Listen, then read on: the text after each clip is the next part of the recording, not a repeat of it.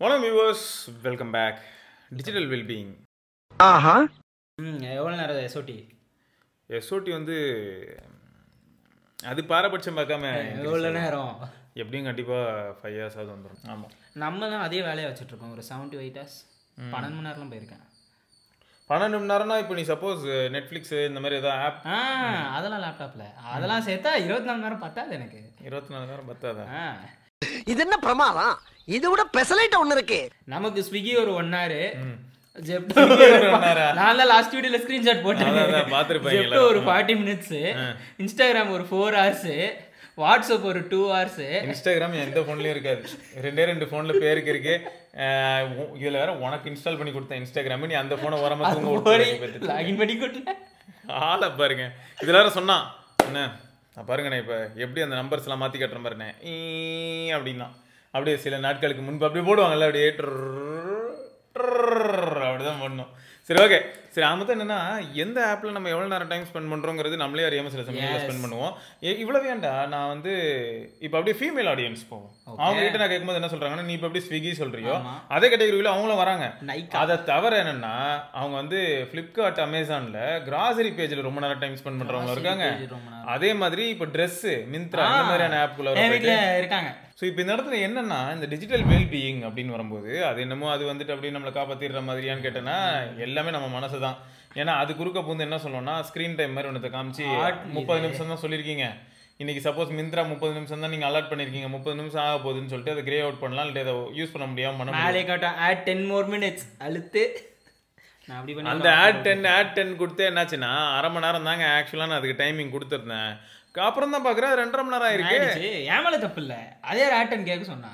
So இதுதான் problem ஆக்சுவலாக இந்த இடத்துல. நம்ம வந்து ஹியூமன் மைண்டே நம்ம கையில் தான் இருக்குது. மொத்தம் 1/2 மணி நேரம் நான் டைமர் வைக்கிறது எதுக்கு அப்படின்னு கேட்டிங்கன்னா, என்னை கண்ட்ரோல் பண்ணுறதுக்குன்றதை தாண்டி 1/2 மணி நேரம் யூஸ் பண்ணுறேன்னு தெரிஞ்சுக்கிறதுக்குன்னு தான் நான் சொல்லுவேன். அதோட க்ளோஸ் பண்ணுறது நம்ம கையில் தான் இருக்குது. நீங்கள் எவ்வளோ நேரம் யூஸ் பண்ணுறீங்கன்னு ட்ராக் பண்ணுறது தான். அதை யூஸ் பண்ணுறதை கண்ட்ரோல் பண்ணுறது அதால் பண்ண முடியாது, நம்ம பண்ணணும். ஸோ நீங்கள் யாராவது இந்நேரம் டிஜிட்டல் வெல்பீயிங் எந்த அளவுக்கு யூஸ் பண்ணுறீங்கிறத மறக்காம சொல்லுங்கள். ஸ்க்ரீன் ஆன் டைம் அப்படியே போடுங்க. இதில் என்ன பிரச்சனைனா, ஒரு இப்போ வந்து ஃபஸ்ட்டு ஆக்சுவலாக யூடியூப், ஃபஸ்ட்டு இன்ஸ்டாகிராம், டிக்டாக்கை ஸ்க்ரோல் பண்ண ஆரம்பித்தோம். ஓகே, அடுத்து போயாச்சு இன்ஸ்டாகிராமை ஸ்க்ரோல் பண்ண ஆரம்பித்தோம். சரி, அது இன்னும் இருக்குது போக. யூடியூப் ஷார்ட்ஸ் வந்தது. அது ரொம்ப, நான் ஒரு உண்மையை சொல்லிட்டேன், நான் வந்து புதுசாக ஒரு சீரீஸ் ஆரம்பித்தேனே, ரூக்கின்ட்டு ஏதோ ஒரு சீரீஸ், இங்கிலீஷ் சீரீஸ், ஓகேங்களா. அதை வந்து இப்போ தான் நான் ஆக்சுவலாக நான் அதை பார்க்குறது இப்போ தான். அதில் இருக்க ஒரு 3-4 எபிசோடு நான் பார்த்துட்டேன். எனக்கே தெரியாது எப்போ அதை பார்த்தா ஷார்ட்ஸில் பார்த்துருக்கேன், யூடியூப் ஷார்ட்ஸில். புரியுதா? சரி, யூடியூப்பை ஸ்க்ரோல் பண்ண ஆரம்பித்தோம். ஓகே, ஸ்விக்கி சொமேட்டோ ஸ்க்ரோல் பண்ண ஆரம்பிச்சிட்டோம் நம்ம இல்லை. சரி சரி, நான் அடுத்து வரேன். இல்லை நீ அதுதான் அந்தந்த ஆப் சொல்லு. எனக்கு இதில் வந்து எது ரொம்ப டாக்ஸிக்காக இருக்குன்னா, யூடியூப்ல ஓடுன ரீலே ஓடின்னு இருக்கும். புரியுது. ஷார்ட்ஸ் வந்து ஓடுனதே ஓடிட்டு இருக்கும். இன்ஸ்டால அதுவே நெக்ஸ்ட் போயிடுது, லூப் அடிச்சு எக்ஸ்ப்ளோர் புதுசா வந்துகிட்டே இருக்கு. ரெஃப்ரெஷ் அதுவாது என்னன்னா, நிறைய பேர் என்ன சொன்னாங்கன்னா, நான் இப்போ ரீல் பாக்குறேன்னா அது 2 தடவை ப்ளே ஆயிடுச்சு, 3ஆவது தடவை ப்ளே ஆயிடுச்சுன்னா ஆட்டோமேட்டிக்கா அது அடுத்த ரீலுக்கு போயிடுது. புரியுது. டெலிகிராம் வச்சு டெலிகிராம் நம்பர் டெலிகிராம் என்னத்த டெலிகிராம், டெலிகிராம்லயும் ட்விட்டர் இருக்குல்ல, நாங்க மாட்டோம். ட்விட்டர்ல தான் சம பண்ணு. ஒரு வீடியோ முடிஞ்சுன்னா அடுத்த வீடியோக்கு அதுவே போயிடும். நமக்கு எப்படி கொண்டாடி முடிஞ்சிருச்சுன்னா அதுக்கப்புறம் நான் உட்காந்து கமெண்ட் படிக்கிறதுக்காக தான் வீடியோ பார்த்தேன். அதுவே நெக்ஸ்ட்டுக்கு போயிட்டு அடுத்தடுத்து ப்ளே பண்ணி போயிட்டே இருக்கும். நம்மளும் டிஸ்ட்ராக்ட் ஆயிடும். அடுத்த வீடியோ சப்போஸ் உனக்கு பிடிச்ச சீரீஸோட கண்டினியூட்டினா நீ அதை பார்த்துட்டு இருப்ப. அதுக்கு அடுத்த வீடியோ வந்து பார்த்தனா இதுக்கு வந்து ஏதோ லாஜிக் பிரேக் பண்றேன், இதுல உள்ள கான்செப்ட் பிரேக் பண்றேன். இன்னொன்னு இருக்கு தெரியும்ல, அதுக்கு பேர் ஐயோ ஏதோ ஒன்று சொல்லுவாங்களே, என்னது? Satisfying video. சாட்டிஸ்ஃபைங் வீடியோ உருளைக்கிழங்கு எடுத்து வெந்நீரில் போட்டு நல்லா அதை கொதிக்கிறத பார்த்து உருளைக்கிழங்கு தோலை உரிச்சு ஸ்லோவா மெதுவா எடுத்துட்டே சன்ட்ராப்பே விடுவோம். அப்படியே அந்த பையன் குதிச்சு வருவான், வட அப்படியே உருண்டு வரும். அடுத்த வீடியோ போகலான்னு பார்த்தா வாட்ச் நெக்ஸ்ட் வீடியோன்னு பார்ட் 2 போட்டுருவான். நான்லாம் விட மாட்டேன். அவன் எப்படி என்ன ஏமாத்தலாம்? அவன் பேஜுக்கு போயிட்டு எல்லா வீடியோவும் பார்த்து பார்ட் 2 கண்டுபிடிச்சிருவேன். யாருக்கிட்ட? டேய், இதுக்கு பேரு அவன் உன்னை ஏமாத்தல. ஏமாறக்கூடாதுன்னு, ஏமாறவே கூடாது. இதுக்கு மேல ஏமாறுறதுக்கு என்ன இருக்குன்னு எனக்கு தெரியல. இல்ல ஆக்சுவலா வந்து இந்த மாதிரி எல்லா இடத்துலயுமே அடிக்ஷன் இருக்குடா. ஒன்றும் இல்லைடா, நம்ம இப்போ வாட்ஸ்அப்பில் ஒரு குரூப்பில் இருக்கணும் வைங்க, அந்த குரூப்பில் வந்து இப்போது நார்மலாக ஒரு தடவை மெசேஜ் பண்ணுறோம், 2 தடவை மெசேஜ் பண்ணுறோம், நம்மளே அறியாமல் வந்து நம்மளுக்கு பிடிச்ச டாபிக் எதுவும் டிஸ்கஷனில் போதுன்னு சுவாரஸ்யமாக போனால் போயிட்டே இருக்கும். இதில் சில சமயங்கள் என்னென்னா, ஒருவேளை அடுத்த நாளும் நமக்கு வந்து ஏதோ ஒரு டைமில் ஒரு டிப்ரெஷனோ இல்லாட்டி ஏதோ ஒரு ஃப்ரீ டைம் கிடைக்குது, கொஞ்சம் கடியாக இருக்குன்னு வைங்க, சரி இந்த குரூப்பில் தான் வேகமாக மெசேஜ் பண்ணுவாங்களேன்னு சொல்லிட்டு அங்கே போயிட்டு இவங்க நம்மளே என்ன பண்ணுவோம், வாண்டடாக கொளுத்தி போடுவோம், ஒரு டாப்பிக்கை கொளுத்தி போட்டுட்டு அதுக்கு கண்டினியூஷனாக கேட்டது இல்லாமல் இருக்கிறவனைக்கு எடுத்து விட்றது, எல்லாத்தையும் ரிப்ளை போட்டுக்கிட்டு இருப்பாங்க. ஆட்டோமேட்டிக்காக என்ன ஆகிடும்னா இதுவே ஒரு கைண்ட் ஆஃப் அடிக்ஷனாகவும் நான் பார்த்துருக்கேன். இதே மாதிரி வந்து பார்த்தோன்னா ஃபோன் கால்ஸும் பார்த்தோன்னா அஃபிஷியலாக ஒரு சில விஷயங்களுக்காக பண்ணுறதெல்லாம் தாண்டி வெறும் காசிப் பேசுறதுக்காக மட்டுமே ஃபோன் பேசுறதும் நிறைய பேர் அது நம்ம பார்த்துருக்கோம். அதுவும் நிறைய இடத்துல நடந்திருக்கு. நாட்டில் சொல்லப்போனால் இந்த இடத்துல குறுக்கால நான் லேட்டாக சொல்கிறேன், தப்பா எடுத்துக்காதீங்க, நிறைய இடத்துல டைவர்ஸ் மாதிரியான இஷ்யூஸ்லாம் வராமல் இருக்கணும்னு வைங்களேன். இந்த ஃபோனுங்கிற ஒரு விஷயத்தை ஒழிச்சாலே பாதி சரியாயிடும். ஏன்னா இதுக்கு எக்ஸாம்பிளாக நானும் காமிச்சு போகிறோம், இதுக்கு முன்னாடி பேசியிருப்பேன். என்னன்னு பார்த்தோன்னா, இப்போ ஒரு ஹஸ்பண்ட் அண்ட் ஒய்ஃப்குள்ளார சண்டைன்னு வைங்க, அப்போலாம் அந்த காலத்தில் என்ன பண்ணிருப்பாங்க, நீங்கள் ஆதிக்கம் கூட சொல்லிக்கோங்க, ஹஸ்பண்ட் வந்து ஒய்ஃப் அடிக்க கூட செஞ்சிருக்கலாம். ஆனால் 1.5 நாள் என்ன ஆகுனா, யாரை பார்க்கறது யாரை பேசுறதுனே தெரியாமல் 2 பேரும் பார்த்து அவங்களுக்குள்ளேயே தான் பேசிக்கிட்டே இருப்பாங்க. ஆட்டோமேட்டிக்காக என்ன ஆகிட்டனா, இப்போ என்ன ஆகுதுன்னா, அவன் என்ன அடிச்சிட்டாமா, உடனே அங்கிருந்து கால் பண்ணி என்ன தெரியும் பொண்ணு மேல டேய் உன்னை காலி பண்றேன்டா அப்படின்னு சொல்லிட்டு விட்டா அடுத்து ரவுடி அருவா எல்லாத்தையும் குரூப் சாட்ல அசிங்கமா நம்மள பேசும். சரியா? சோ இந்த மாதிரி வந்து நடக்கிறதுக்கு போன் ஒரு காரணம்னு கூட தோணுது. பாயிண்ட் மேல பாயிண்ட் கிடைக்குது. ஆமாண்டா. சோ இப்படி கால்ஸ் இந்த மாதிரி உட்கார்ந்துட்டு பேசி கால்ஸ்னாலே பாதி பிரச்சனை வரதுக்கும் வாய்ப்புகள் இருக்கு. இல்ல இன்னொன்னு டாக்ஸிக் என்னன்னா NSFW அந்த கண்டென்ட் நிறைய வருது. அது என்னது? என்ன 18+ கண்டென்ட். அப்படியே என்ன பிரச்சனை, அதிகமா ரீல்ஸ் நான் இல்ல ரீல்ஸ் ஸ்வைப் பண்றவங்களுக்கு இந்த ஆக்சுவலா இல்ல நீன் இல்ல ரீசெண்டா வந்து எனக்கு என்னாச்சுன்னா, ஒரு ஃப்ரெண்டு சரியா, நான் பரத் வருண் இருக்கோம், வந்தே பாரத்தில் போயிட்டு இருக்கும்போது அப்பயும் இதே மாதிரி தான் ஒரு ஃபோனு, அப்போதான் கான்ஃபிகர் பண்ண ஃபோனு, சும்மா எடுத்து அதில் இன்ஸ்டா அக்கௌண்ட் லாகின் பண்ணுறோம். லாகின் பண்ணால் வந்து இந்த டிவைஸில் ஏதாவது கேட்ச் இருந்தாலும் அது பரவாயில்ல, லாகின் தான் ஆகுது. ஸோ பரத்தோட ஐடிக்குள்ளே போனதுமே அவன் என்ன பண்ணுறான், சும்மா அதில் ஹோம் இருக்கு இல்லையா, ஹோம் போனால் இருக்குல்ல ட்ரெண்டிங் வரட்டும்னு பார்க்குறான். அதில் மொத்தம் வந்து ஒரு 10 to 15 தம்ப்நெயில் இருக்குன்னு குட்டி குட்டியாக இருக்கும் இல்லையா, ஆட்டோ பிளே மாதிரி தம்ப்நெயில்ஸ். அதில் வந்து செம ஷாக் எங்களுக்கு. வருண் வந்து சும்மா கலாச்சிட்டு இருந்தாரு அப்படின்னு. ஏன்னா என்ன மேட்டர்னா 15ல் ஒரு 8வது அடல்ட் கண்டென்ட்டாக தான் இருக்குது. புரியுது.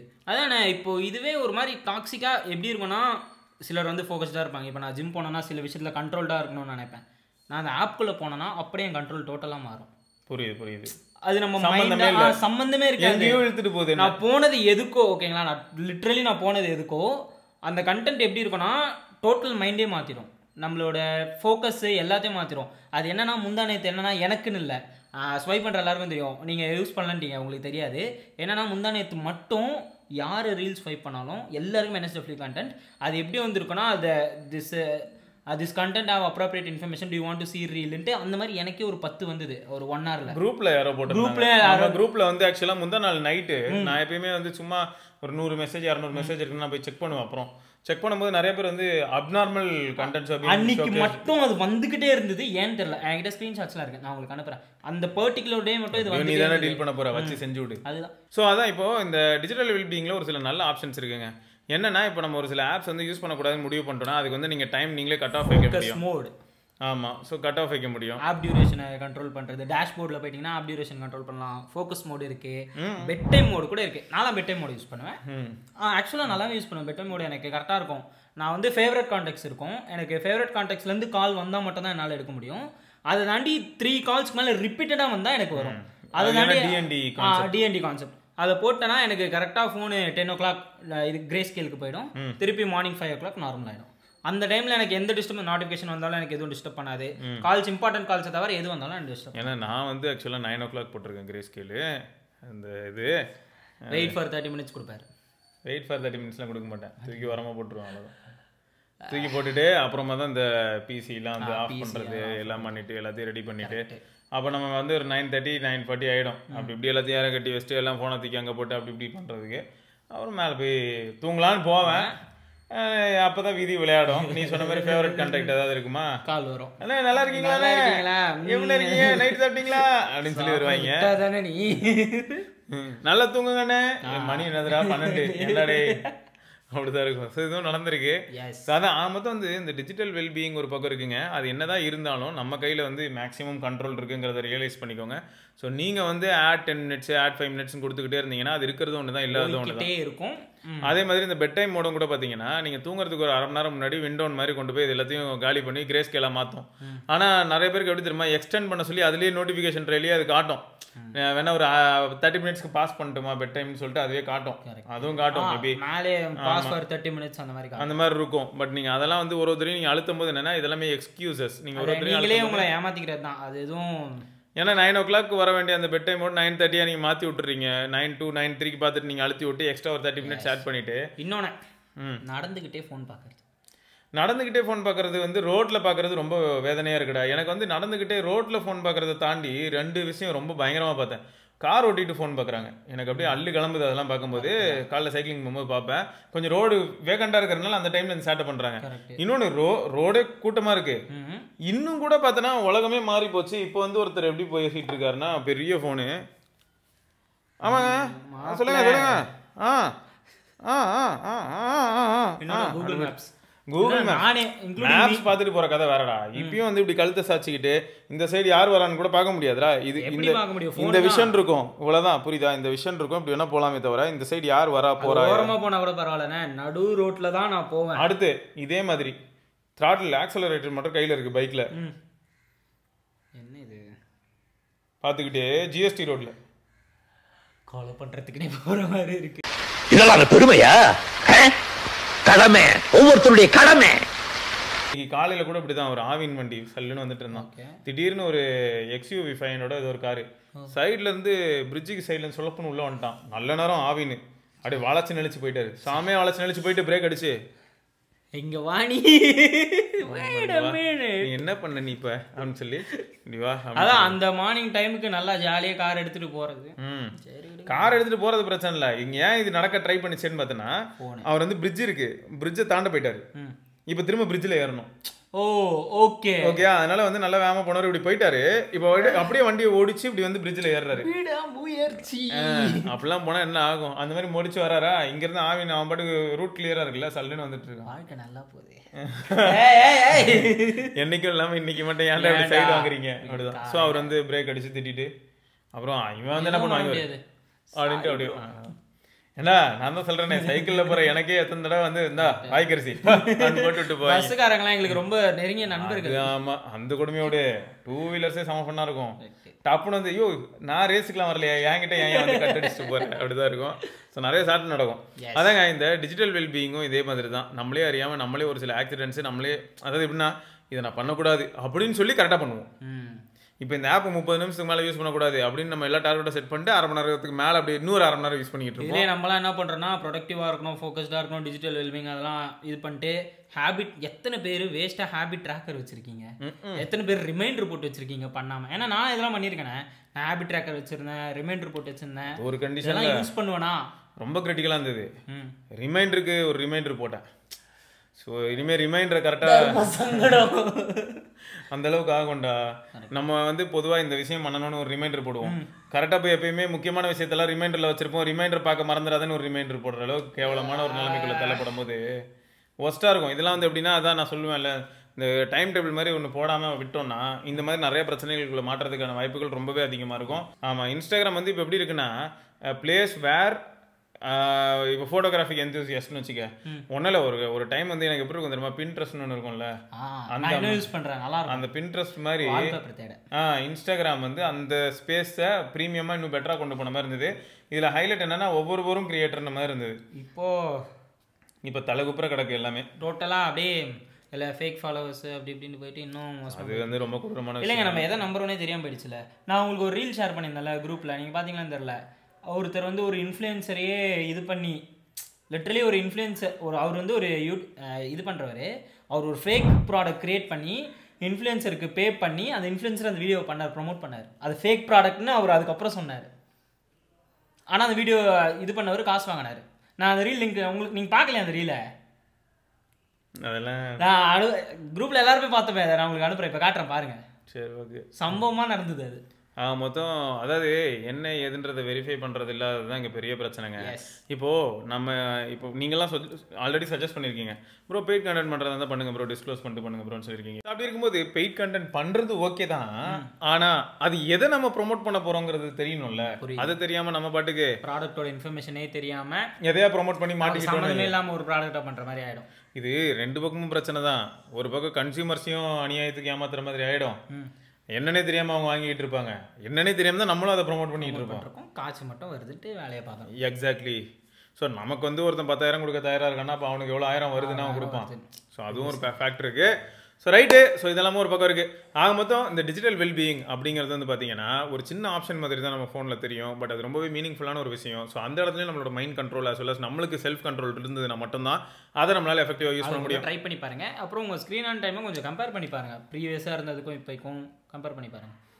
நான் வந்து ஆக்சுவலாக இந்த ஸ்க்ரீன் ஆன் டைம் ஒரு பக்கம் கண்ட்ரோல் பண்ண முடியலன்னு என்ன யோசிச்சேன்னா, டிசிஎல் இருக்குல்ல, அவங்க கிட்ட நெக்ஸ்ட் பேப்பர்னு ஒரு ஃபோன் இருக்குடா, அது அப்புறம் ஹைசென்ஸ் இருக்குல்ல, அவங்க கிட்டயும் ஃபோன் இருக்கு. எப்படின்னா அந்த நெக்ஸ்ட் பேப்பர் வந்து ஈயிங் டிஸ்பிளே மாதிரி, அதே மாதிரி ஹைசென்ஸ் வந்து பியூர் ஈயிங் டிஸ்பிளே தான்.